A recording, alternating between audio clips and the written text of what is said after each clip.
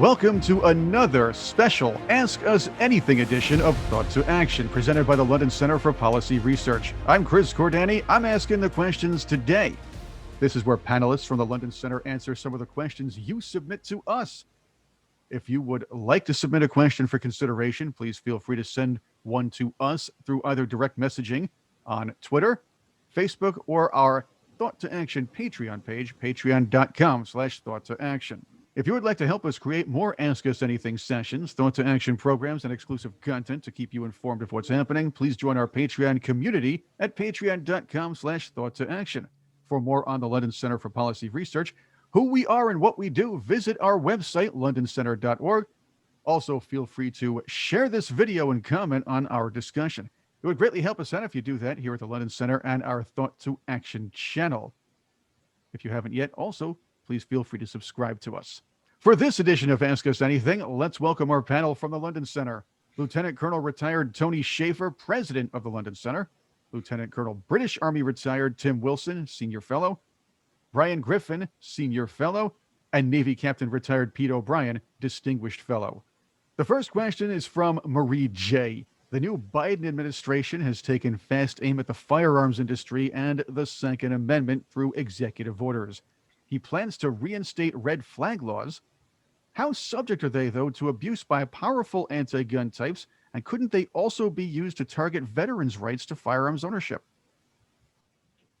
I'll take that one first, if I may. The red flag laws make a lot of sense in many ways. None of us wants people with mental problems with guns, and there is a lot of drug-related mental instability around, and the two sets of crime, if you wish, are often closely interlinked. Plus, there's also a lot of domestic violence committed with guns, and again, often there is an element of mental instability involved. So red flag laws sound like a great thing, except then you have the law of unintended consequences. All of these laws are actually set up so that all it takes is a phone call, a report, an anonymous report to the police for red flag laws to come into effect. There is then the huge risks involved of no due process. None of these red flag laws involve any form of judicial review in any reasonable time frame.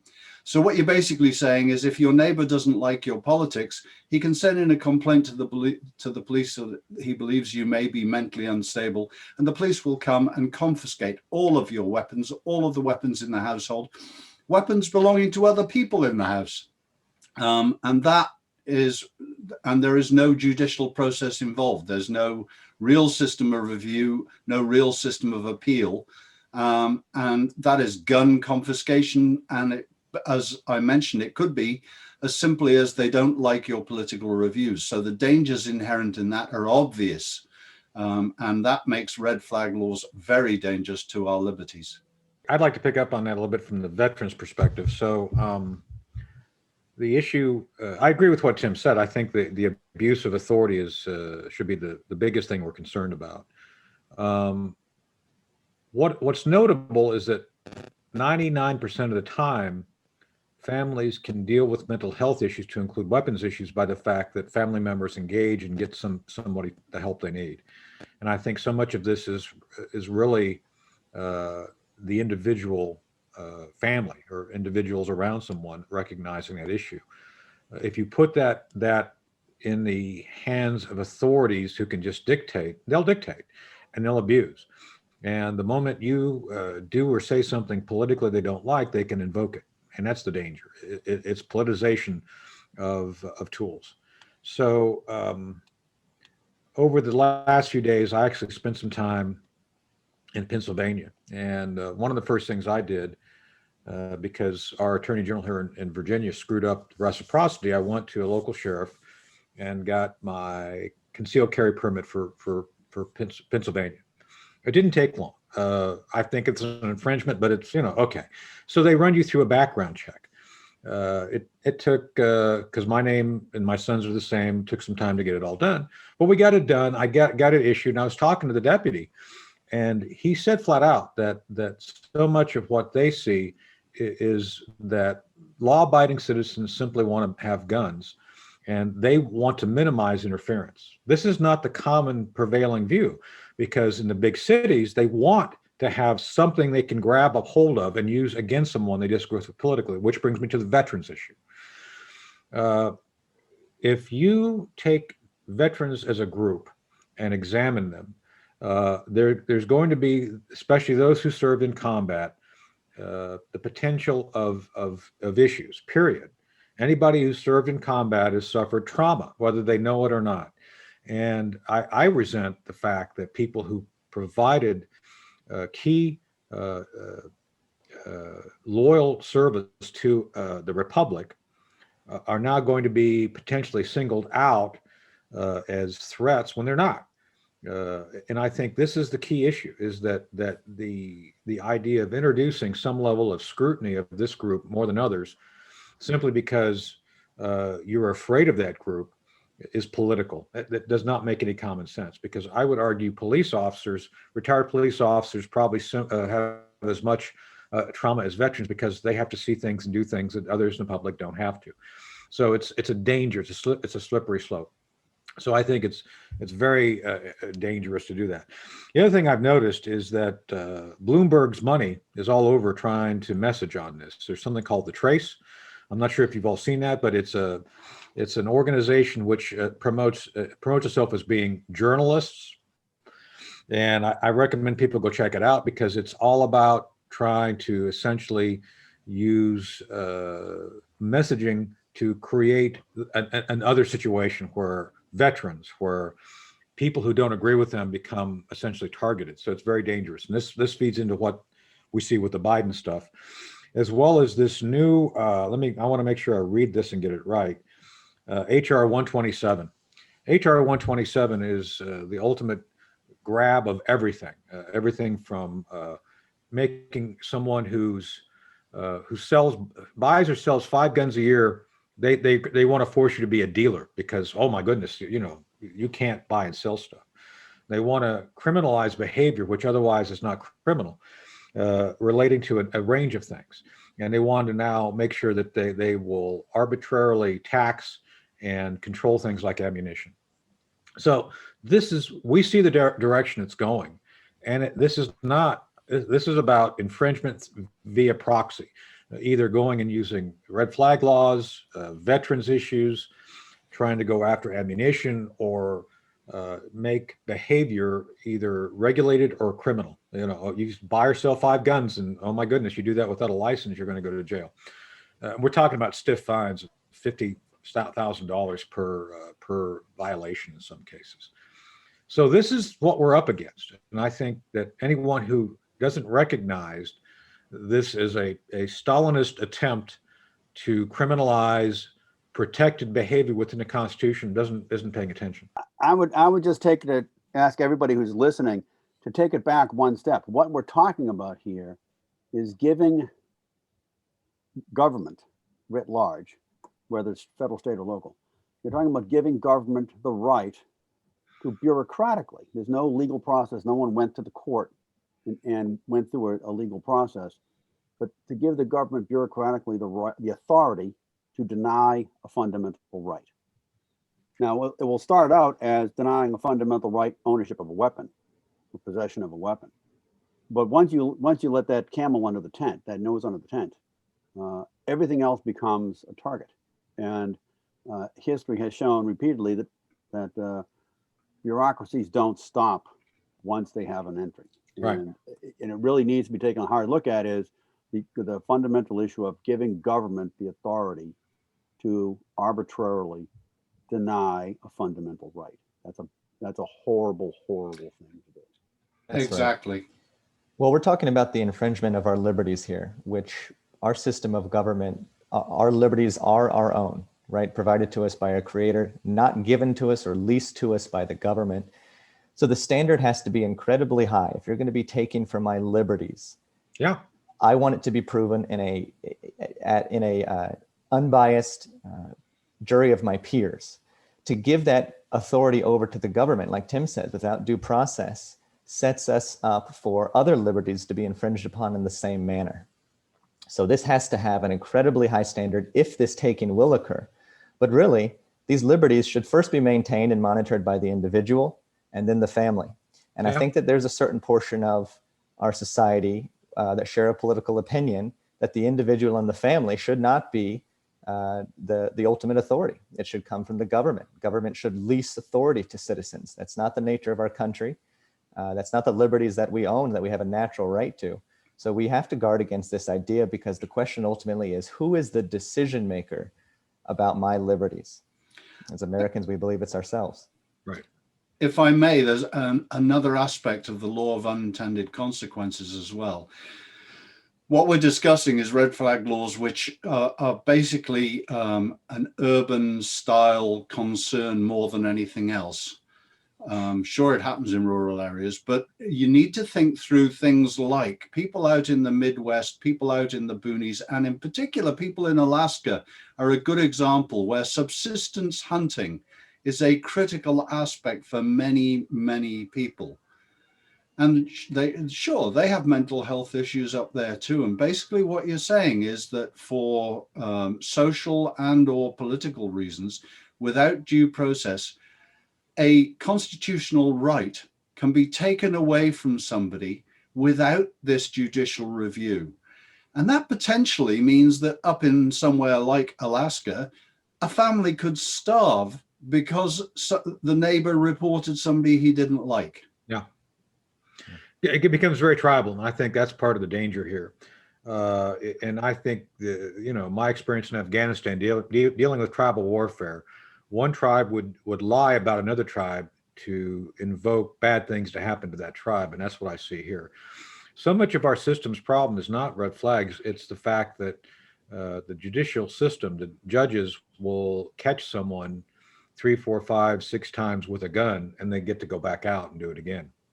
So I would argue that, and I've said this, I think, for years, even before we came together as a group, if you simply enforce the gun laws on the books, and when someone is caught using a weapon incidental to a crime, you put them in jail. And to me, if you're in jail and you're a criminal, you're not going to be able to go out and get a gun. You're just not, because you're in jail. I mean, absolutely. Then there's the other question, though, gentlemen. Who gets to put the red flags on? If you remember, not too long ago, the Google whistleblower ran into some trouble, because what happened was when Google found out they put a red flag on by his name, this could really hurt whistleblowers. This could hurt a lot of people in the future. And I guess the best word is take credibility away from somebody who might be an accuser or who might have some information. That's a technique. They instantly go for the mental issues. Back when I was a whistleblower, DIA put in a statement of reasons to revoke my clearance, mental issues. Now, I may be crazy, but I'm not mental, just saying. And it is no, I'm serious. It's like, it's everybody is a bit insane in the fact that they have little quirks and they have ways of doing things that may drive people nuts. That's not certifiably crazy. Someone is completely sane when they understand that there's certain things they observe and they report on, but they're going to take this and use that against you in some form through the official system, which is very dangerous. So, well, here's a question: who gets to define mental issues, right? Yeah. And over time, could one political side or one political agenda equate their opponents, their political ideological opponents, as having mental issues, and then use that as some type of pretext without due process to infringe upon their liberties, in this case, removing firearms from their possession. So that's that type of just non-standard definable characteristic. And the fact that we know that there are political ideologues that like to redefine what are supposed to be objective standards together makes for a lot of perilous potential. That's a great point. It's worth noting that up until just several years ago, the psychological standards for the United States and perhaps for the entire planet said that transgender behavior was a severe abnormality and represented mental illness. It's now been mainstreamed and is part of the U.S. military. May agree or disagree with that, but relative to the issue of red flags and aberrant mental behavior, what is now aberrant that's going to be defined as normal in another year, or what is now normal is going to be defined as aberrant in another year. That's a great point. And Pete, just so you know, I think DoD made the right choice in that by the fact that if you study the gender challenged as a group, there are specific and sustained patterns of behavior which indicate mental illness. I'm just saying that's not me, it's the science. And apparently you can be certifiably on the edge mentally in one group, but if you show anything in another group, it's different. There's the problem is here, there's no standardization of what science is anymore, which is very dangerous. So the entire topic of mental health is, of course, incredibly difficult. But the problem specifically with the red flag laws is this lack of due process, which allows an incredible amount of government overreach. And I would point out, we think it can't happen here. It used to be a case that the Soviet Union in particular would jail political prisoners into psychiatric facilities because they were aberrant, because their political thought was not correct. That's one aspect. Another one is that law-abiding, the legal gun owner tends to be more law-abiding than most other groups within society. Right. So if somebody does have mental issues, you do want a system whereby you can quickly and urgently confiscate their guns, but there then has to be a full judicial process that quickly allows a review, and as was said, kind of a review by a jury of your peers is needed to say, no, this is not, this is not what it seems. This is not somebody who's been psychiatrically declared after multiple examinations. This is potentially a neighbor with ill intent, or a local politician with ill intent, or somebody who's just power hungry. Gentlemen, let's go to question 2 because it's kind of related. Brian V asks, there seems to be a movement like the illegal immigration sanctuary policies for municipalities to establish themselves as what they call Second Amendment sanctuaries. Where do you see this going in the future, and why? Well, let me start off and frame it a little bit, because interestingly enough, there's states talking about doing this. Texas, Oklahoma have both said that they may become sanctuary states if any of this goes forward.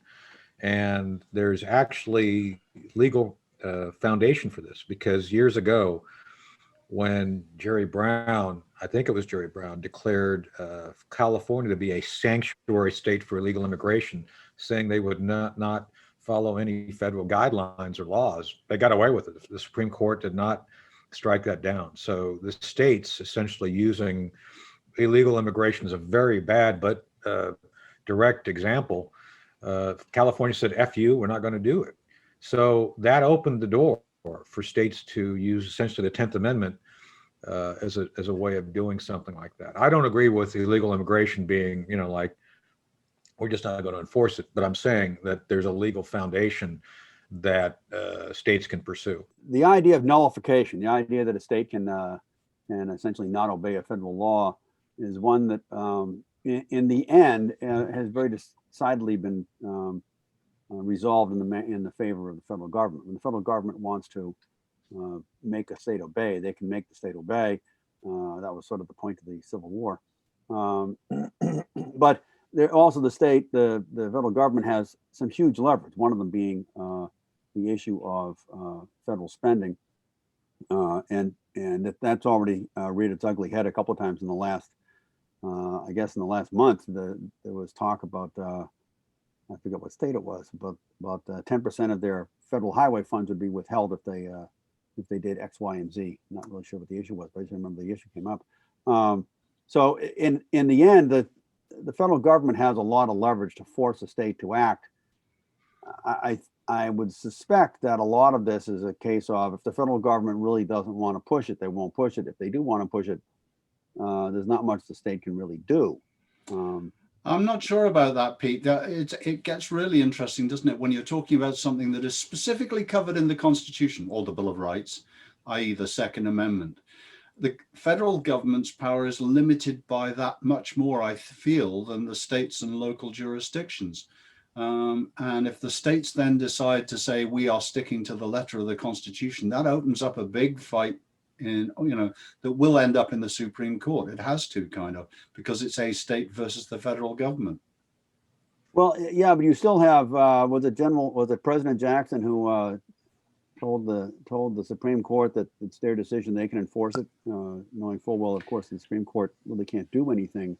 They can just issue an injunction or an order, but then they expect the executive branches at the various echelons to follow the law. Well, this is going to be the issue is the law. I mean, to me, laws which are unconstitutional should not be followed. I mean, I took an oath to defend the Constitution, not to follow every law that lawmakers make. And this is going to be something that people are going to have to resolve for themselves. Sheriffs, as a lot of you know, have decided in a number of states to create de facto sanctuaries, or in some cases, real sanctuaries, saying we're just not going to enforce certain laws. That doesn't give me any great self-security, because the federal government then can still come in and do it. So a sheriff can say something, but then to Pete's point and others, the federal government could say, well, we're going to enforce it anyway. And that's the danger here. I know here in Virginia, certain counties have declared themselves sanctuary counties regarding what Northam and the Democrats wanted to do. There's been no great controversy yet, but I can see that at the state level in Virginia, some real fireworks happening should this current legislative session happen, where they start going after ARs, what we consider standard capacity, they consider high capacity magazines.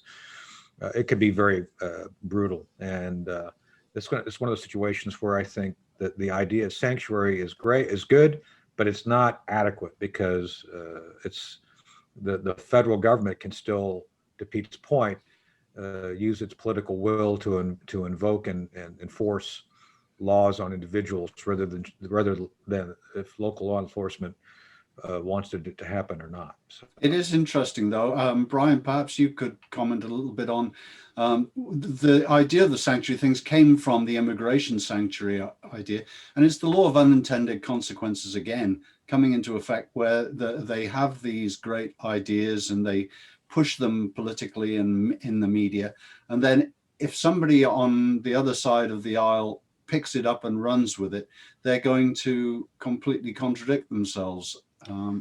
Well, we should make an important distinction here. The Constitution grants its citizens a right to keep and bear arms. The Constitution does not grant non-citizens the right to be in the country, live in the country, and have access to citizen benefits. So there's a very important distinction between those two issues when you're talking about sanctuary cities. But it's problematic to me that we have to be talking about sanctuary havens, sanctuary cities, with regards to Second Amendment rights, because every time that government, local, state, or otherwise, has attempted to fix a gun crime issue with more government, they have failed.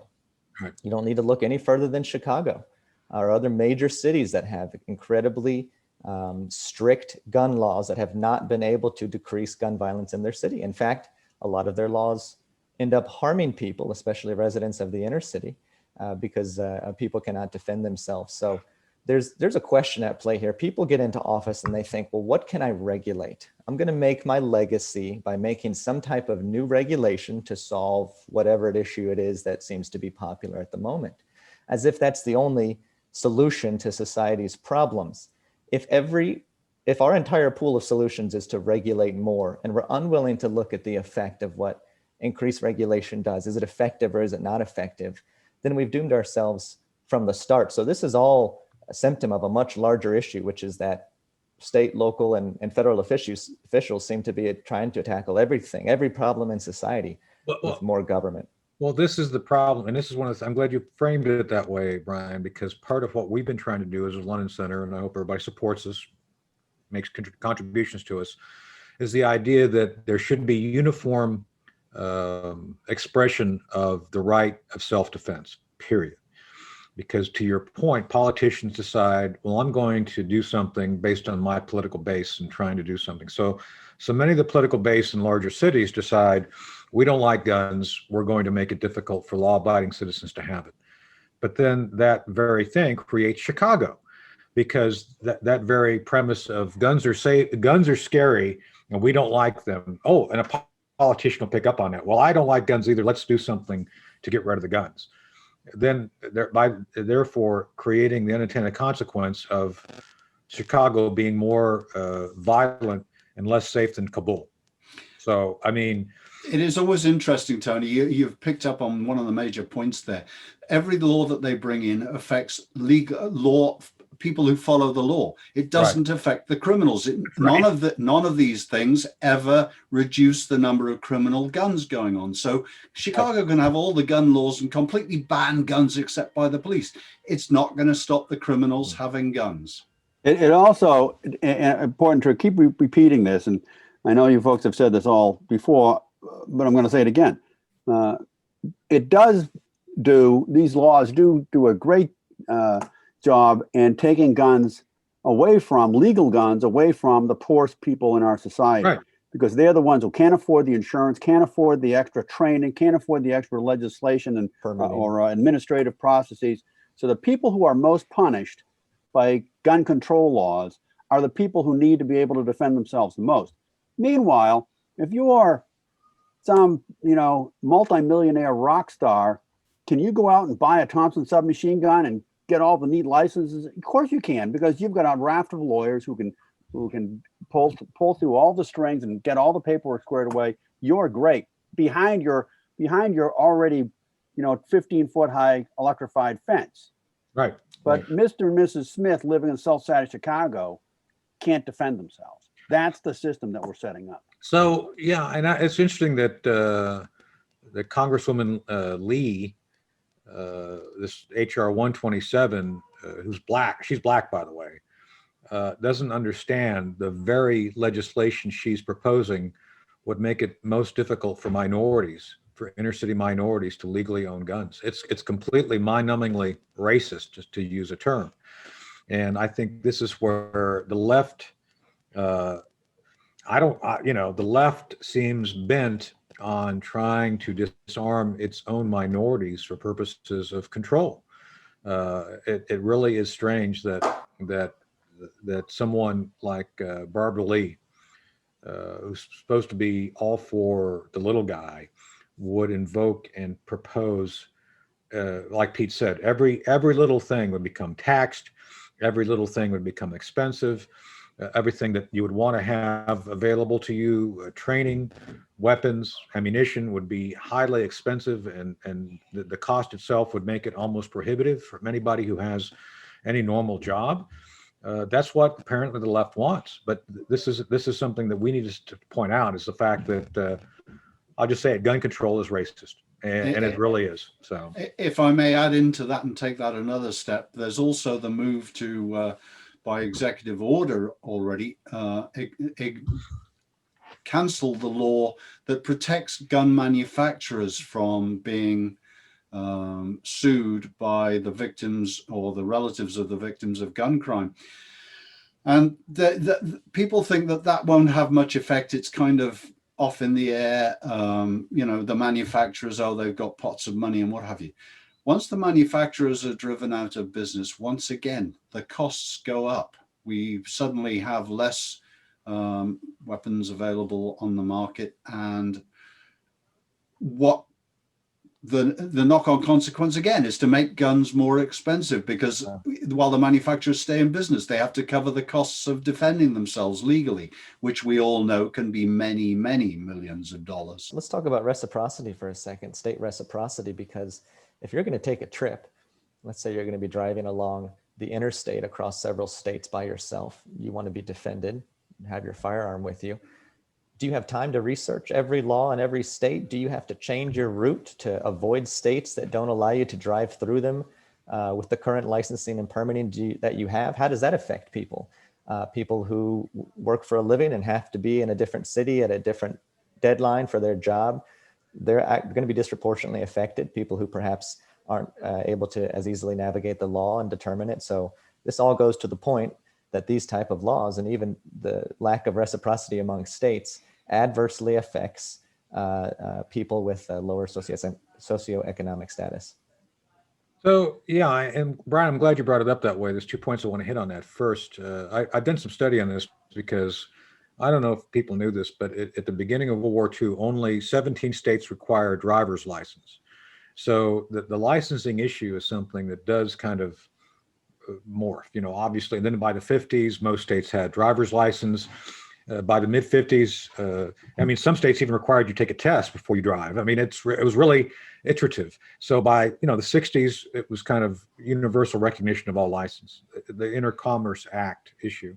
I still think that's the way we need to go, by the fact that at this point right now, I can, to your point, I traveled over the last few days via multiple states, and I did plan my route partially to avoid going into any state that would potentially, if I get pulled over, take my gun, because I'm authorized to have a gun and use a gun. And the other thing ironic is the states where I'd want to carry a gun, I can't. The places where I go, most cases, I feel I don't even need a gun. I feel, but I can carry it. That's the grand irony. Yeah, I can have a gun. I carried a gun most of the last week, concealed legally, but I feel pretty comfortable around here. I never felt once I was even hinting of having to pull it out. And some of those places where we can't carry the gun is where things are likely to go wrong because of the point that was made earlier. Criminals don't follow the law. So criminals are the only ones who technically are armed in the very places where we can't carry. And it's a very dangerous thing. And I think that's, again, something the London Center is working very hard to pursue, is the idea of universal nationwide Second Amendment suffrage. The idea being your Second Amendment right should be equally available to you in New York as it is in New Hampshire, but it's not. Circling back as well, the way that the United States is set up makes the states and the various political subdivisions perfect micro laboratories for the whole country to see what works and what doesn't work. And isn't it interesting? I see that one of the potential executive orders that President Biden is considering would be to provide additional support to further gun violence research. Wouldn't it be nice if for once that gun violence researched on just how much defensive gun use is there, and where does that happen, and where is gun crime greatest? Is it where by any chance the gun control is greatest? And as we've mentioned, the social impact of strict gun control, places like New York and Chicago, where it's hard to get a gun and yet they have so much gun violence goes on. What has actually worked there to lower the gun violence? What has not worked? Which cities have the least gun crime, and why? And does it relate to gun control issues? Well, that's the issue, is that it's hard to prove something that you don't see being effective. Like, I'm sure during the time I traveled through all the states I went through, Pennsylvania, West Virginia, and Virginia, and I had to go through Maryland a little bit to get to where we were at. All those places, I'm sure people had guns in their vehicles, and I'm sure a lot of people I saw were armed. But that's the idea, is that exists for purposes of essentially inoculation from a threat. How do you prove the inoculation works? It's like being inoculated against a disease. Well, you may come up against someone with that disease every day, but you don't get it. But how do you prove that the inoculation worked and you didn't get it? Because it's not observed. And so that's the issue. How do you observe these sorts of things without being overly obtrusive or creating conditions that somehow skew the results? It's a very difficult issue, but I agree. I think in many places, the culture is such that people respect the Second Amendment, and they respect it by allowing people to be armed and to act appropriately. Well, this is where advocates for liberty, individual actors, and then groups like the London Center are so important, because the government is never going to engage in research that No. negates its own purpose or shrinks its size. Unfortunately, government by design will grow. Government will not be spending its dollars on things that prove the point that it shouldn't be in a certain place once it's already there. So we, the London Center, and we, those who believe in Second Amendment liberties and liberties granted to us by the Constitution, have to be the voice of reason here, that gun laws, and there's plenty of examples in the country where gun laws either don't work or have had the opposite effect on keeping people safe. That's right. If I can jump in there, there's it's actually a fascinating book written by a fellow named John Lott, More Guns, Less Crime. And it can be a bit dry, but the statistics are, the analysis, his research is really spectacular. And quite definitively, he demonstrates that, in fact, when you have more guns, you have less crime. The fascinating piece to that is that you should turn the title around every once in a while in your head. Less guns, more crime. And if you go around the world and you take a hard look at countries with very low gun ownership rates, they have very high violent crime rates. They may not have high murder rates, kind of interesting, but they will have very high violent crime rates. Most of Europe, if you do a little digging in the statistics, they're hard to come by. Most of Europe has a higher violent crime rate, substantially higher violent crime rate than the United States. And if you go into other parts of the planet, you find some fascinating statistics. Afghanistan, Somalia, the Democratic Republic of the Congo, Niger, Nigeria, Mali, all have substantially, as in an order of magnitude or greater, less guns than the United States. They have substantially higher crime rates, violent crime rates. And in fact, my favorite statistic here, the Democratic Republic of the Congo, a country of nearly 100 million people, has less than 1 million privately owned guns. And it is a horribly, horribly violent place in many parts of that country. They went through a civil war that killed 5 million people. And it was more repeated street fighting than it was an organized civil war. And it went on for 20 years. Does anybody talk about solving the gun problem in the Congo? Yes, in fact, the UN wants to take guns away from private citizens in the Congo. That's their solution. They're making it worse. So you really need to take a hard look. Everybody needs to take a hard look at what this all really means. There are cases all around the planet that prove the point that taking weapons away from individuals is a dangerous, dangerous thing at a whole host of levels. And I'd just add as well that despite the other side of that, Pete, is if you look at Switzerland, it's one of the most peaceful countries on the planet, and it is one of the most heavily armed. Right. There you go.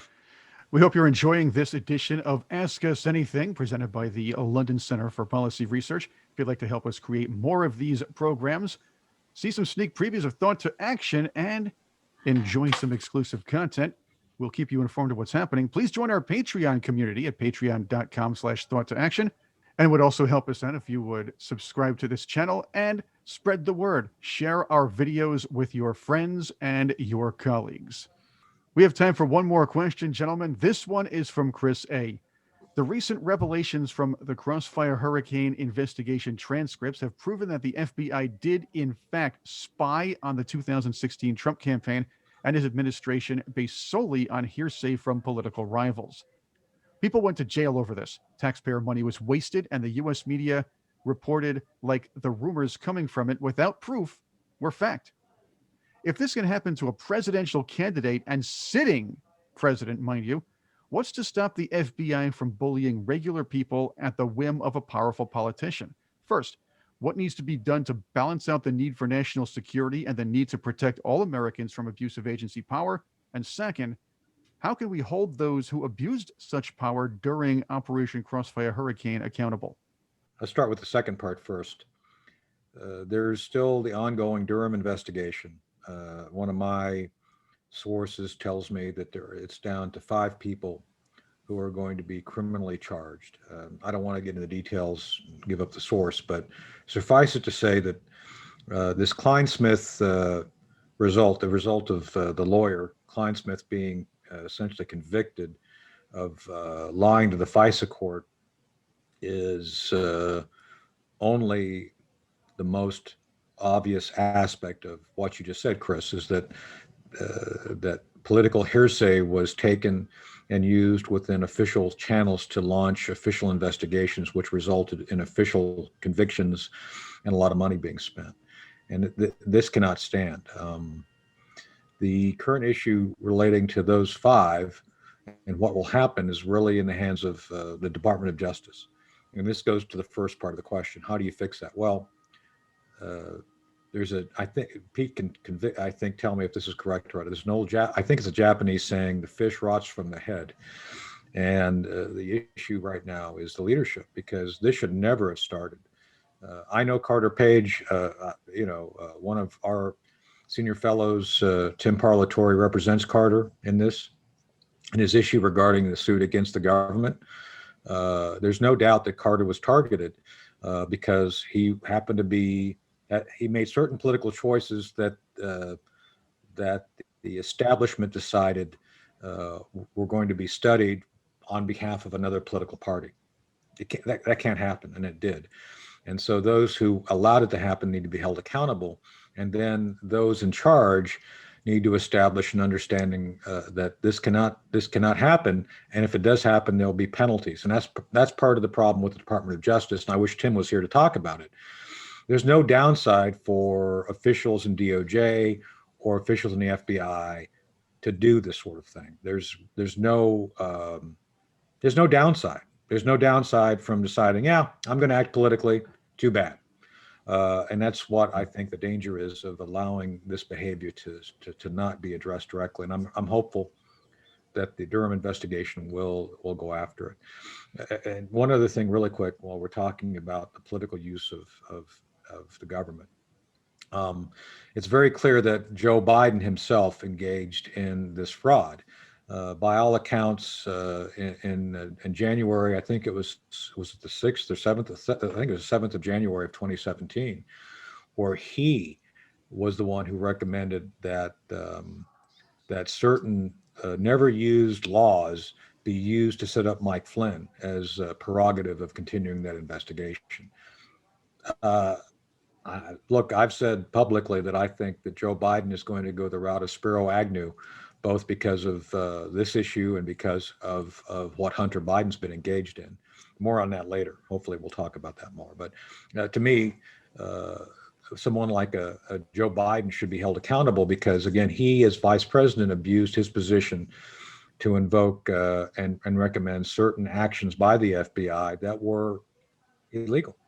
If I may throw out a half thought that you guys might want to comment on. We regard the Department of Justice as kind of the best trained, we would expect to rise to the top, the best of the best. We used to regard the FBI as the premier law enforcement agency in the world.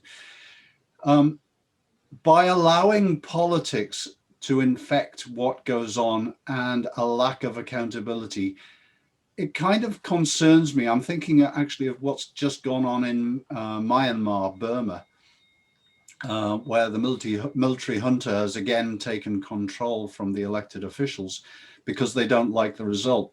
Another highly trained group capable has got to be the military. And if the military follow the same rules as the FBI, then every politician in the country should start worrying. Let me jump in on that. There's a second piece there too that is in some way related, and that is the publicly released figure for the intelligence community is approximately $70 billion spent on intelligence by the United States each year, give or take.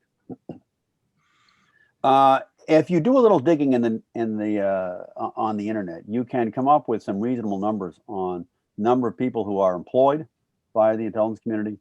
And then the fascinating additional number is the number of people who are actually collectors, the folks who are actually out in the field doing stuff, and the number of people who are doing analysis, and then a small number of people who are technicians. And then there is this huge army of staff folks who don't do analysis, have never been in the field, or if in the field were so long ago they've forgotten it. They don't know how to actually tune an instrument, but they do control the organization. And yet the American, it's a very interesting question the American people need to ask is, are we getting $70 billion worth of good information? How many times have you looked at a newspaper and the director of, fill in the appropriate agency, take your favorite one, announces that, you know, the Martians have landed in Slobovia. And then you turn and look at your newspaper and there are 3 different articles on the Martians in Slobovia with a detailed interview by the Martian ambassador. And the problem here is that the intelligence community was modeled to do certain things, and it actually does those things fairly well. But that model was a model that was derived in the 1940s, and it's focused at a very narrow problem set. And then it's supposed to do a whole bunch of other stuff. And not only is it not structured to do that other stuff, there's a whole bunch of people out there in the real world who are competing with and doing that stuff, and they're doing it in many cases substantially better. And so you wind up with folks sitting around the intelligence community looking at something and saying, well, I want to do something. And it's very tempting when someone walks in and says, hey, can you spy on Tony Shaffer for me? It can become very tempting to say, sure. Yeah. It's just a thought. I'm not saying that anyone's spying on Tony Shaffer. I'm not saying anybody ever said that to me, but just think about that and think about the $70 billion that are being spent each year on stuff. There's a very short and simple answer to the original question, which was how do we guard against this happening from the intelligence community or wherever in the government against private citizens? And the answer is due process. It was a protection that was envisioned and developed and put in place by our founders. And it's what we should be demanding in situations like this. A lot of what we saw happen to President Trump was a jury that was happening in the court of public opinion.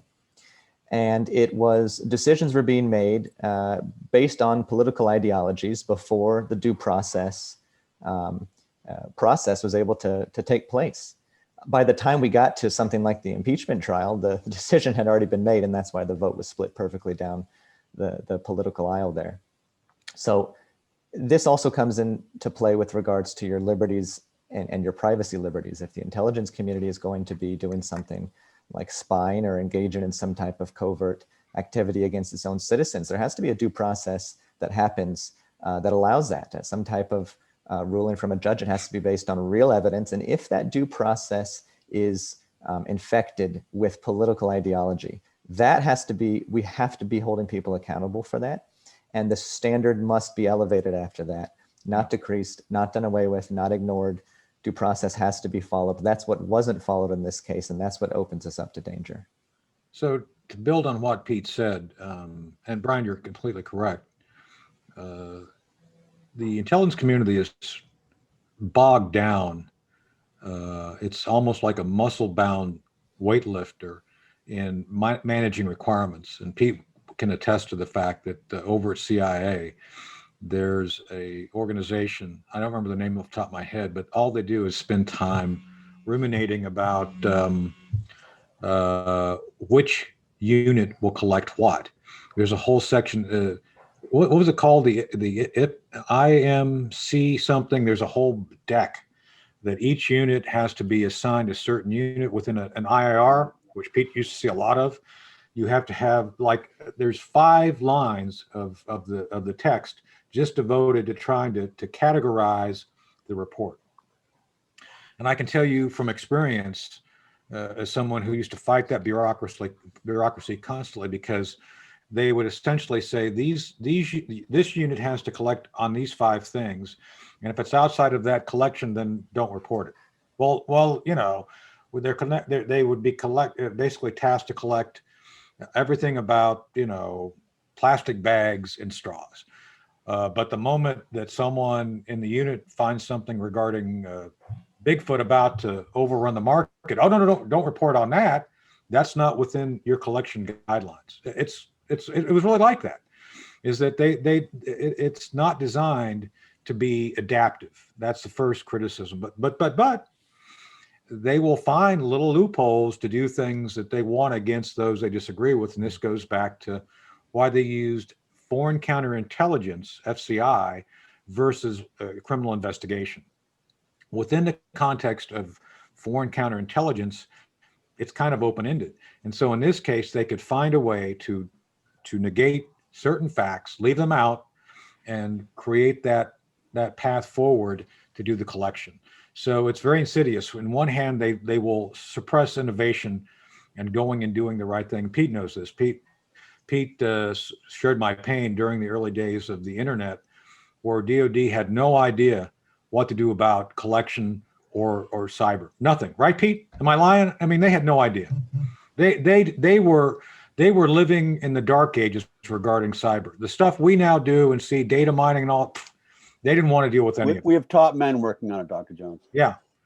So they didn't want to innovate. They try to keep us in these boxes, and they got kicked screaming into the 21st century. They did. I mean, they didn't want to do any of this. With that said, now that we're here, they have figured out ways to essentially politicize it, and that's what the FBI did. And it's a very dangerous thing, and I think it's one where we need to be very cognizant of as Brian said, the specific liberty issues, the oversight issues, which we all need to be concerned about. So, Tim, I'm sorry. No, that's all right. If I may bring it back around as well, you raised the FBI towards the end there as the world's premier law enforcement agency. They should be not only the best trained, but they should also be held to higher standards. And that holding of higher standards means there is a European police force which is extremely effective, where they give their policemen a vast amount of power.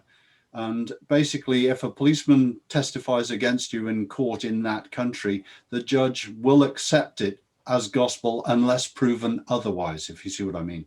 So a policeman's word over there is incredibly powerful. The counterpoint to that is that when they catch policemen telling lies or misbehaving in any way, the judgments, the penalties that they impose on them are draconian. So even for telling a lie, a policeman in that country will spend a minimum of 1 year in jail and lose his job and his pension. Good. It works really well, but it's a case of they give them a lot of power, but they also hold them to a higher standard and penalize them harshly.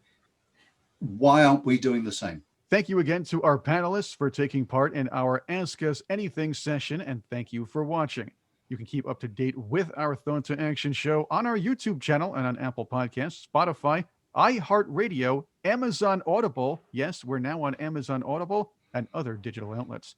You can also find us on thoughttoaction.tv and thoughttoactionpodcast.com. If you'd like to help us create more content like this and enjoy future exclusive versions of Ask Us Anything, because that's what's going to happen. We are going to do a lot of new things with the program. We have a survival series. We have our Great Resets Roundtable series, and a lot more coming up. Please help us by sharing and liking this content and putting it on your social media, spreading the word, and of course, subscribing if you already haven't. Also, please help us produce this if you really enjoy us by joining our Patreon community at patreon.com/thoughttoaction. And once again, visit our website, londoncenter.org, for more info on the London Center for Policy Research. Again, thanks to our panelists, and thank you for watching.